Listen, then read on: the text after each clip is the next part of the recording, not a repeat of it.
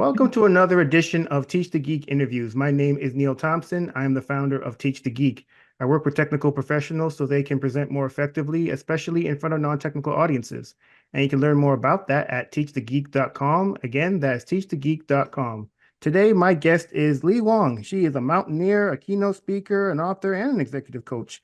Since she is a professional speaker, I'd really like to get her thoughts on, well, a number of speaker-related topics like picking a speaking topic, marketing yourself as a speaker, setting prices, just all the things that you would want to know if you're just getting started as a speaker. So let's get to it. Welcome to Teach the Geek Interviews, Lei.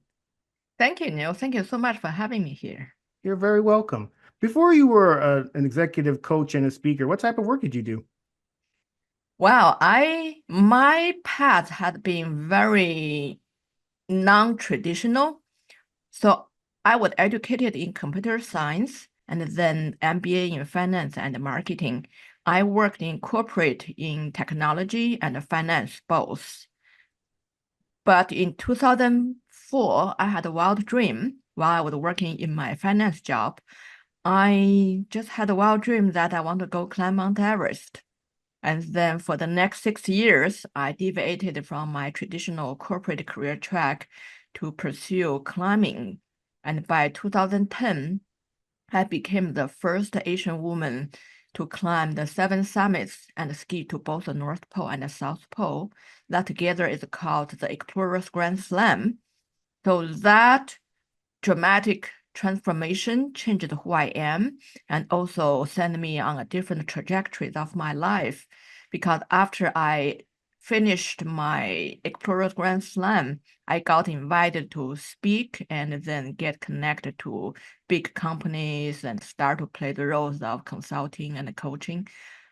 So my path is now typical, but because of this big transformation, I understand really well the fear people have when you make a transition, because most people don't have this kind of non-traditional transformation, more organic, say you start in a corporate career job in technology or in finance, typical office job, and then you had some other dream, other career dreams that you want to start your business or get into coaching, get into speaking.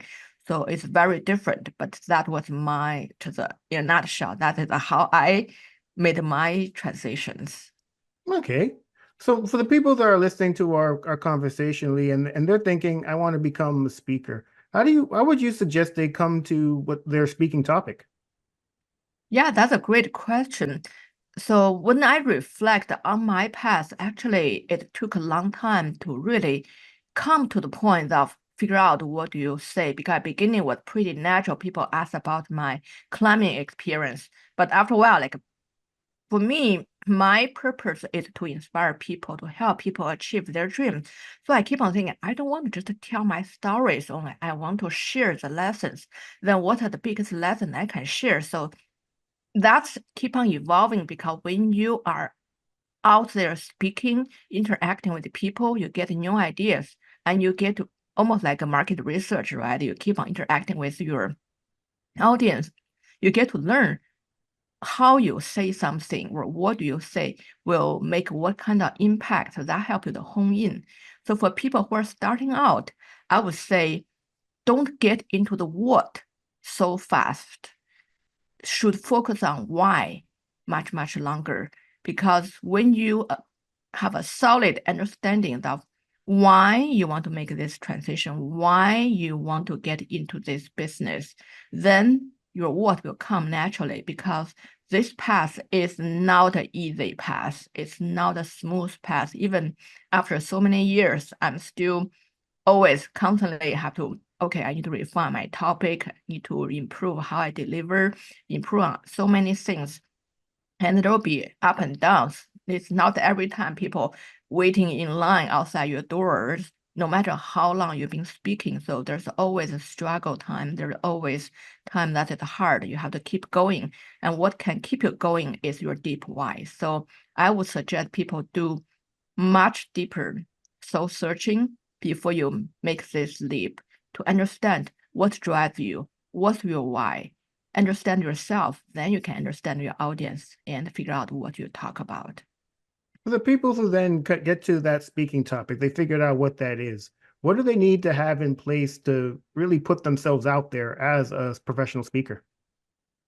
To make the leap from just starting out to speaking to become a professional speaker is a big jump because people probably thinking speaking, oh yeah, I just go home my public speaking skills.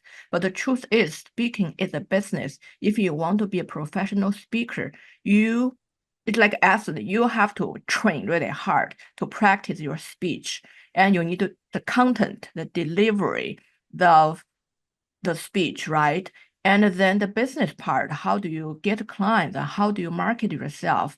How do you show out there? What do you need to have? There's so many elements. It's like when I started climbing, when I just started climbing, I was thinking, oh yeah, it's a physical work, just climbing. I didn't think that's something I would be so into.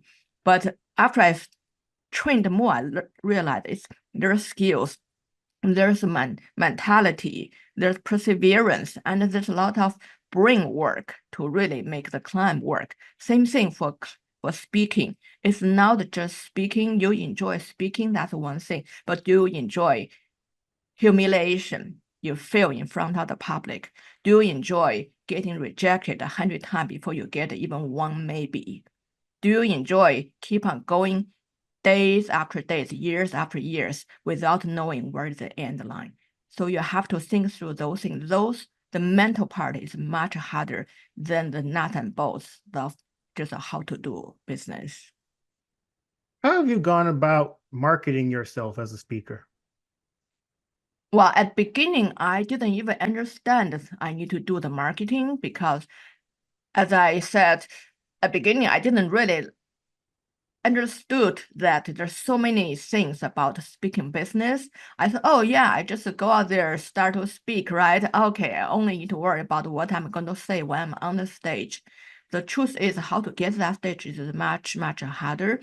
So for me, it took a long time to learn how do you market yourself? How do you go out to get the business? You, of course, like people probably have been listening to a lot of your podcasts. I've been listening a lot. Thank you so much.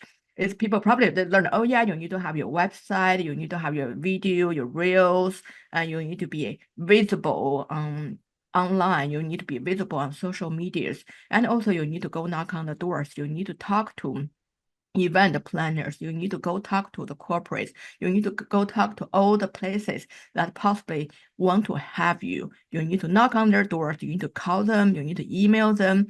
You need to be persistent. Persistent doesn't mean you keep on selling to people when they say no. Persistent means you're going to face rejections. You're going to get no's. You're going to hear nothing. Cricket. Nobody going to answer your email. Nobody going to answer your phone for a long time. But you have to keep on knocking on the doors. Keep on trying. So marketing is a very hard work that takes a lot of mental effort. So this work, nice, talk about it this way, make me realize it's similar like climbing. It's more mental than physical. Have to be prepared for that long battle.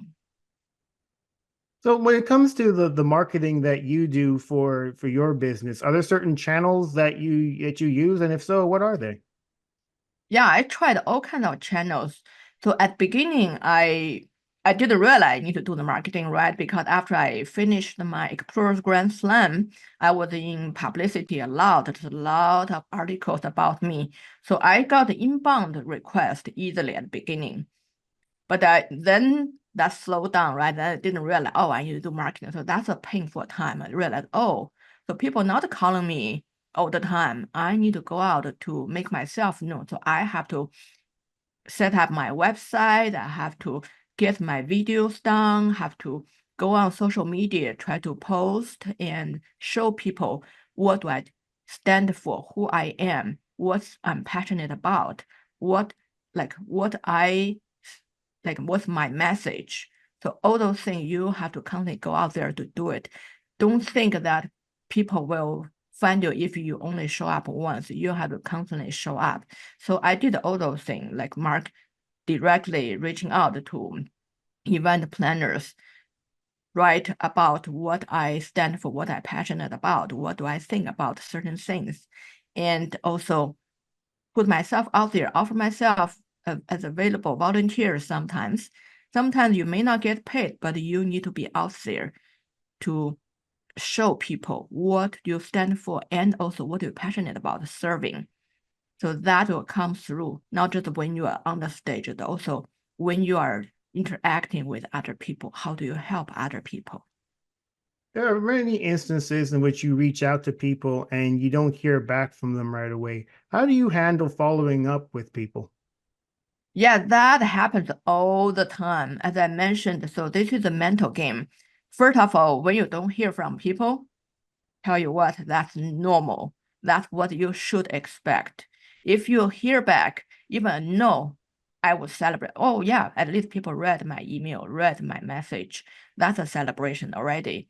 And if people give you a chance to say, I'll think about it, well, that's another celebration. So yes, it's very hard to get until you become like big name, everyone lining up to say yes. But for most people, hearing nothing back, getting no, that's totally normal. You just have to keep on going.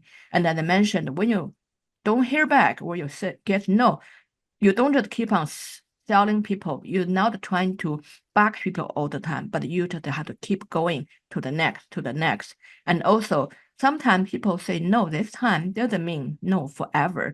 Could be I happen to have another speakers lined up for this event already, or the message is not lined up with the themes of this event.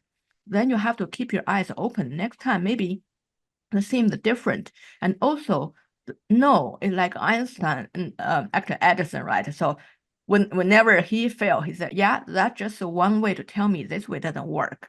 So the same thing, if you try to market to this event and try, you always get no, then maybe this is not the right venue for you, not the right audience. So you always need to reflect, okay, not only I'm going to keep on knocking on next door, but also what do I need to do to adjust my strategy, my message, how I approach people. And also that opportunity also, you probably feel a little bit sour about, oh, why the next door person got the invitation to speak.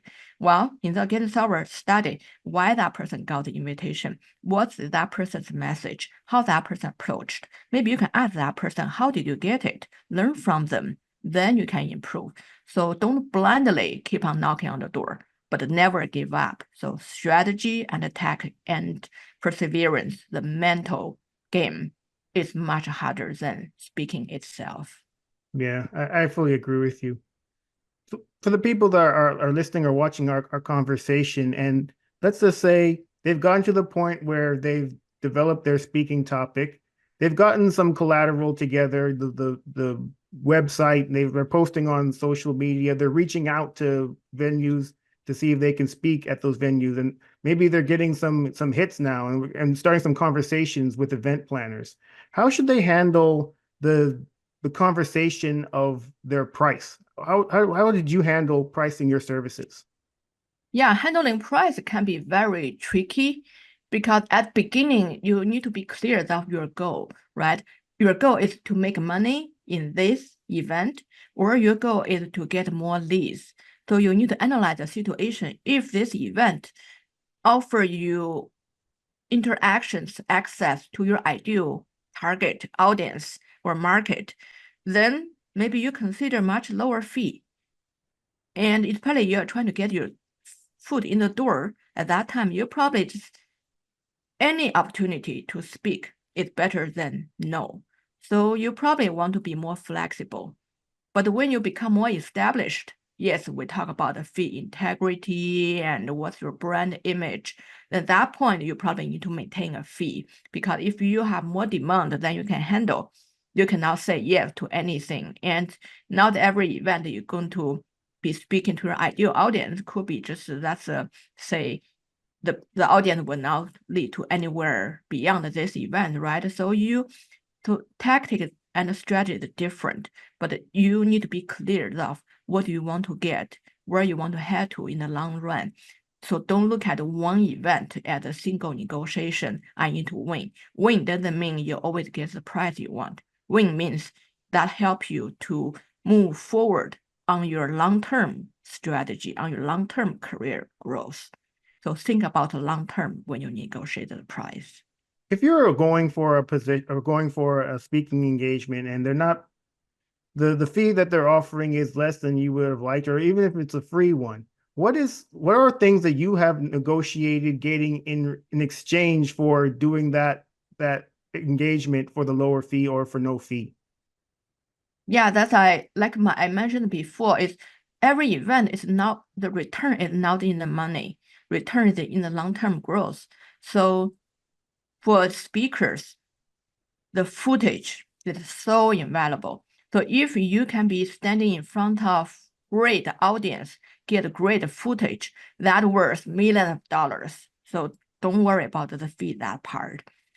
So that help your marketing. And if say you are speaking to rooms of business owners or CEOs of the companies, that potentially you can be invited into each of those companies. You can speak in front of 10 times more audience you're facing. Then that is also a huge return on value. So when the fee is lower than your standard fee, that's really not the deal breaker.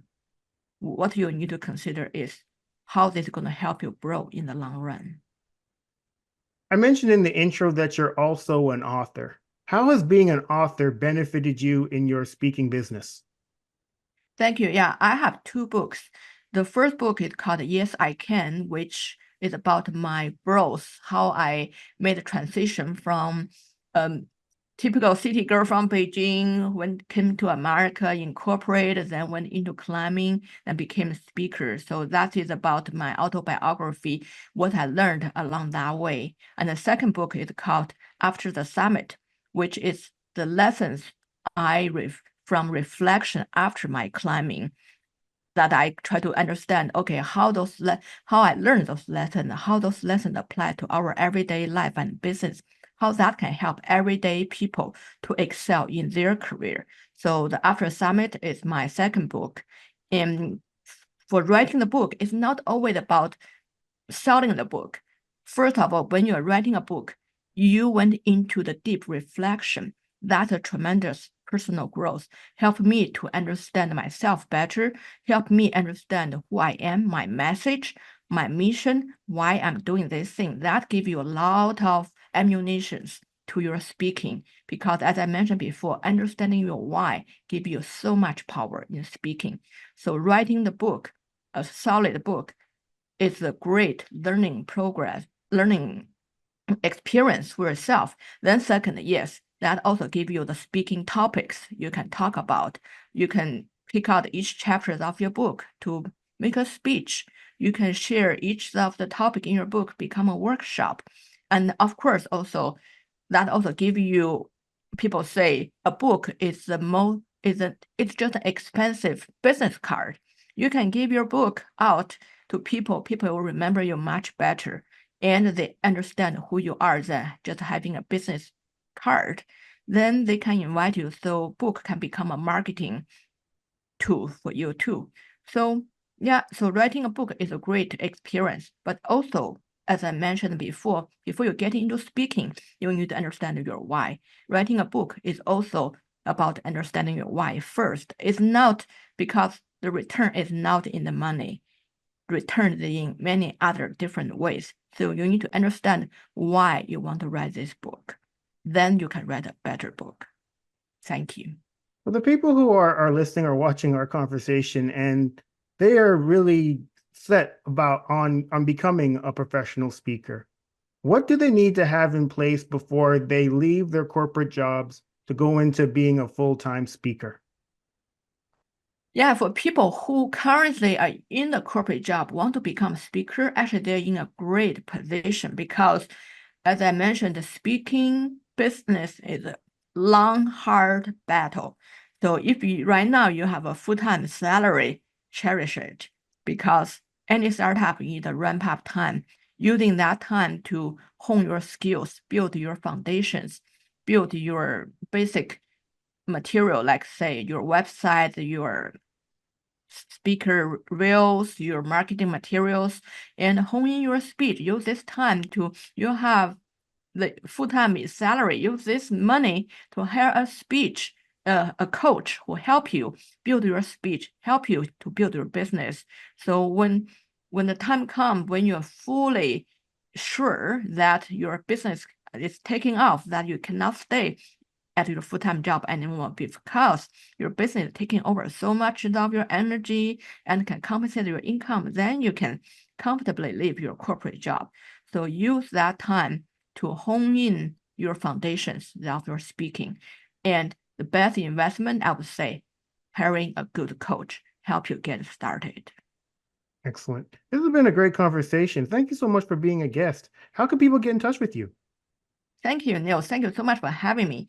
So to find me, my website is mightymouthspeaker.com because I'm a pretty small climber. So everywhere I showed up, I was the smallest one on the mountain. So that's why I got the nickname Mighty Mouse. So my speaking website is mightymouthspeaker.com. And I'm on LinkedIn because I joined LinkedIn quite early. So my LinkedIn handle is very simple. It's my full name, Lei Wang, Leiwang. So if you go to LinkedIn/in/LeiWang, you can connect with me. Thank you so much. Excellent. Well, everyone, that marks the end of another edition of Teach the Geek interviews. My name is Neil Thompson. I am the founder of Teach the Geek. I work with technical professionals so they can present more effectively, especially in front of non-technical audiences. And if you want to learn more about that, you can go to teachthegeek.com. Again, that's teachthegeek.com. Until next time, take care and stay safe. Thanks, Lee. Thank you, Neil.